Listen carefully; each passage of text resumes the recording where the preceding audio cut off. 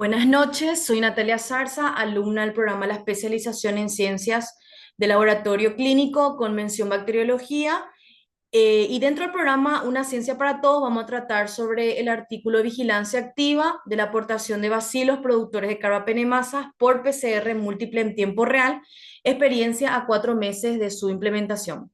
¿Y qué son estas enzimas? Desde 1983, con la aparición de las primeras enzimas que hidrolizan a la cefalosporina de amplio espectro, más conocida como beta-lactamasas de espectro extendido con las siglas BLE, aumentó la resistencia a las enterobacterias y con eso el incremento del consumo de los carbapenemes, y las bacterias, buscando un mecanismo de resistencia a estos antibióticos, generaron las enzimas carbapenemasas.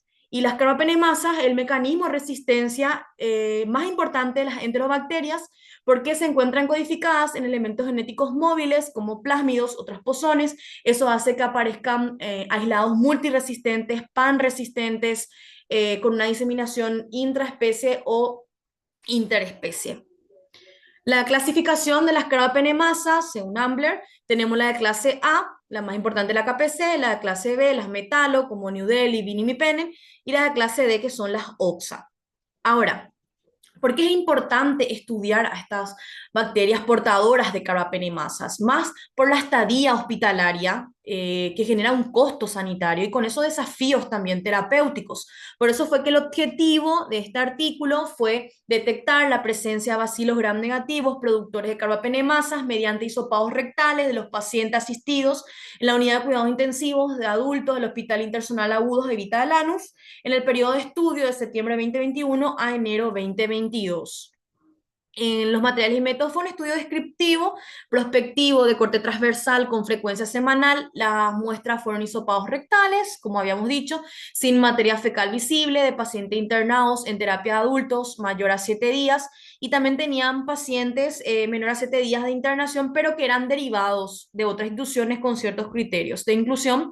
La metodología que utilizaron para detectar estas enzimas fue PCR múltiple en tiempo real, porque su idea justamente era estudiar la implementación de esta PCR para la vigilancia activa de carbapenemasas. Y también ellos mencionan un poquito de que tuvieron un foco de infección de pacientes, no de todos, pero de unos pacientes que tenían portación de carbapenemasa y querían comparar, por ejemplo, de pacientes que no tenían la aportación, pero también tenían un foco de infección. Entonces, no se lo mencionan, pero no se presentan tabla, gráfico, entonces como que no se va a poder visualizar eso durante el transcurso de este video. Pero ellos aplicaron ese análisis estadístico chi cuadrado para buscar una diferencia significativa de ese foco de infección que encontraron y mencionan en un párrafo del artículo. Ahora bien, los resultados, ellos plasman este gráfico de tortas donde comentan que el 52% de los casos de carbapenemasas fue de tipo MBL, porque nosotros podemos ver que la New Delhi pertenece a la MBL, la imipen, la BIM, y de los 74 pacientes que resultaron positivos, 36 de los 64 pacientes a los que le hicieron hisopado rectal, 36 eran positivos, de los cuales el mayor porcentaje correspondía a las MBL. Eso es lo que ellos querían demostrar en este gráfico de torta. Ahora, también querían plasmar un poquito sobre los pacientes que tenían portación de más de un tipo de enzima, de un tipo de carbapenemasa, ¿verdad? Entonces se dieron cuenta de que de los 14, de los 36 pacientes que eran positivos de portación de carbapenemasa, 10 presentaban, por ejemplo, dos tipos, New Delhi, OXA, y en su minoría el resto, ¿verdad? Con diferentes tipos de portación.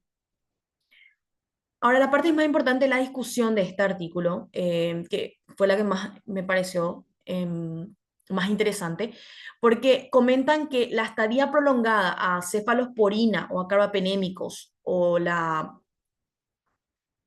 exposición prolongada a cefalosporina o carbapenémicos, la estadía prolongada en terapia de adultos y la inmunosupresión incrementan el riesgo de colonización de bacterias portadoras a carbapenemasas, y eso conlleva a llevar a cabo vigilancia epidemiológica activa en la búsqueda de estos pacientes colonizados de portación y a implementar medidas de aislamiento apropiadas y así evitar su diseminación e incluso evitar cualquier tipo de brote que pueda generarse dentro de la terapia por este tipo de enzimas.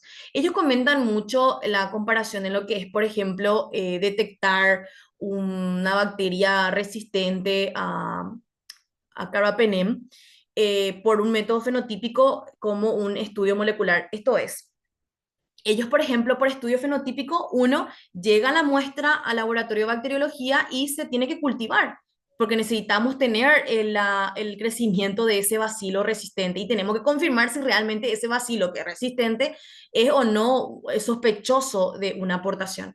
Entonces se le hace como un test colorimétrico, que es el Blue Carba, y luego se lleva a cabo un test con inhibidores, sinergia a doble discos, y hay incluso laboratorios que ya están utilizando los test inmunocromatográficos que también necesitan el cultivo para poder llevar a cabo ese test inmunocromatográfico. Ahora, la mayoría adiciona un día más de trabajo hasta obtener el resultado a las 24 horas. Por eso es que implementar la técnica de biología molecular hace que, digamos, el resultado pueda darse en horas. Entonces, ellos van comentando la ventaja y los inconvenientes de tener la técnica molecular. Y una de las ventajas es que el resultado sale en 2 o 3 horas tras la toma de muestra. Y no necesitas el cultivo propiamente dicho, vos necesitas solo la muestra original. No tenés que esperar el cultivo para llevar a cabo y después ver y esperar días y días para tener un resultado de si ese paciente tiene o no portación de carbapenemasa. El inconveniente de la técnica de biología molecular es que solo va a identificar aquellos genes de resistencia diseñados en el ensayo y además el costo económico que conlleva una técnica de molecular. Entonces, como conclusión, ellos comentan que la PCR en tiempo real no debe ser valorada como un gasto generado por el laboratorio, ya que demostraron que incluso en pacientes colonizados tuvieron una internación 5 días mayor, y eso genera un gasto por cada día de internación en la terapia para el hospital en cuestión. Si bien ellos no hicieron un análisis de costo-beneficio entre lo que sería la implementación de una técnica PCR, porque ellos lo que querían era digamos, implementar la PCR y ver las ventajas que tiene para poder hacer eso, o sea, utilizar eso como una vigilancia activa en los pacientes con sospecha, ¿verdad?, de portación de carbapenemasa, porque la idea era hacer una vigilancia activa de las portaciones de carbapenemasa utilizando la PCR en tiempo real. Y ellos querían comentar un poquito su experiencia acerca de eso. Pero de todas maneras, me gustó mucho que en el artículo ellos comentaron de que demuestran un potencial de ahorro y eso implica disponer de una metodología que detecta al paciente colonizado en tiempo real para llevar a cabo medidas de aislamiento apropiadas y evitar así su diseminación y un posible brote. Ahora, lo único que sí creo que le faltó es lo que ya había comentado en materiales y métodos, el análisis estadístico de chi cuadrado que yo no pude visualizar para poder interpretar mejor lo que ellos observaron.